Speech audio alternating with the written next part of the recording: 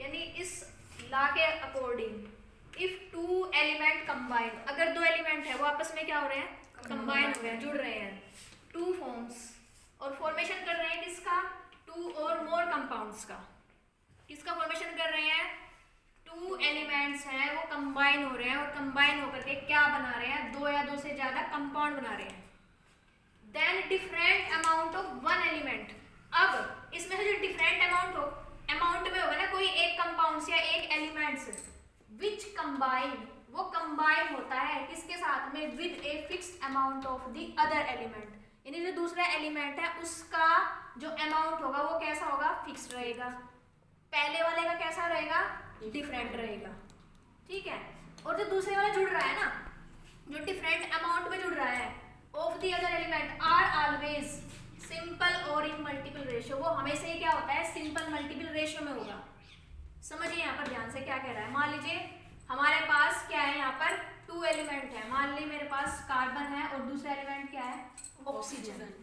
अब आपस में ये क्या हो रहे हैं, कंबाइन हो रहे हैं, और कंबाइन होकर के क्या बना रहे हैं, टू और मोर कंपाउंड्स। मान लीजिए कार्बन ने एक बार ऑक्सीजन के साथ रिएक्ट करके बना दिया CO2, समझ रहे। दूसरी बात, कार्बन ने ऑक्सीजन के साथ कंबाइन होकर के बना दी क्या, कार्बन मोनोऑक्साइड यानी CO। तो टू डिफरेंट क्या बना दिए, यहाँ पर कंपाउंड्स बना दिए। अब देखो ये क्या कह रहा है, यहाँ तक समझ में आई, टू एलिमेंट्स कंबाइन होकर के क्या बना रहे हैं, टू और मोर कंपाउंड्स बना रहे हैं, एक CO2 बना दिया, दूसरा क्या बना दिया, कार्बन मोनोऑक्साइड बना दिया।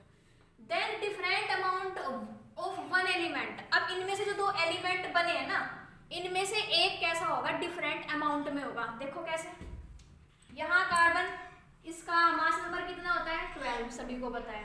ऑक्सीजन का कितना होता है, 16, लेकिन कितने यहाँ पर 32 ले जाएंगे। अब नीचे वाले में देख लीजिए कितना है, यहाँ पर 12, और यहाँ पर एक ही का ऑक्सीजन है तो कितना हो गया, 16। तो देखो ये क्या कह रहा है, टू और more compounds that different amount of one element. अब इसमें से डिफरेंट किसका होगा, बताओ मेरे को, ऑक्सीजन का होगा, क्योंकि एक बार 32 है, एक बार कितना है, 16 है। Amount of one element which combine with a fixed amount, ये कंबाइन हो रहा है किसके साथ में, फिक्स्ड अमाउंट का एक दूसरा एलिमेंट है उसके साथ में। और किसकी फिक्स्ड है यहाँ पर बताओ, कार्बन की फिक्स्ड है, उसके साथ में क्या हो रहा है, ये कंबाइन हो रहा है। बात समझ में आ रही, with a fixed amount of other element are always simple और इन मल्टीपल रेशियो। अब जो ये डिफरेंट एलिमेंट है जो कंबाइन हो रहा है किसी फिक्स्ड अमाउंट वाले एलिमेंट के साथ, इसकी जो रेशियो होगी ना, इस ऑक्सीजन एटम की जो रेशियो होगी वो कैसी होती है, वो हमेशा ही सिंपल या फिर मल्टीपल रेशियो में होगी। निकालेंगे इसकी रेशियो, चलो देखते हैं, निकालिए। 12/32 और 12 कितना हो गया, 16। अब इन दोनों की रेशियो निकालनी है हमें, किस किस की, 16 की और 32 की। 1 रेशियो कितना आ गया, 2। तो सिंपल रेशियो में है ना, किस रेशियो में है, सिंपल रेशियो में है। बात समझ में आई, यही क्या कहलाता है, लॉ ऑफ मल्टीपल प्रोपोर्शंस कहलाता है। दोबारा एक बार और बता देती हूँ कि according to this law, if two element combine, अगर दो एलिमेंट आपस में कंबाइन हो रहे हैं और टू फॉर्म्स, और वो फॉर्मेशन कर रहे हैं किसका, टू और मोर कंपाउंड्स का, टू और मोर कंपाउंड बना रहा है यहाँ पर कार्बन और ऑक्सीजन, एक बार कार्बन डाइऑक्साइड बनाया, एक बार क्या बनाया, carbon monoxide. Then different amount of one element, अब इसमें से जो डिफरेंट अमाउंट में होगा ना एक एलिमेंट, कौन सा है वो, ऑक्सीजन है, क्योंकि यहाँ पर इसका मास अगर हम देखें, यहाँ पर 16 है, यहाँ पर कितना है 32, तो डिफरेंट मास हो गया। Amount of one element which combine, ये कंबाइन हो रहा है, किसके साथ कंबाइन हो रहा है, with a fixed amount of the other element, एक फिक्स्ड अमाउंट के अदर एलिमेंट के साथ, और वो फिक्स्ड अमाउंट का अदर एलिमेंट कौन है, कार्बन है।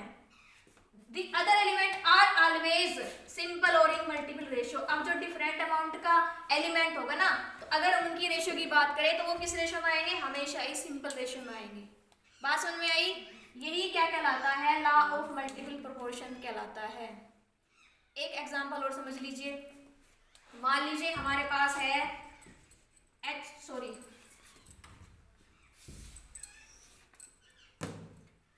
हाइड्रोजन है और दूसरा क्या है हमारे पास, ऑक्सीजन है।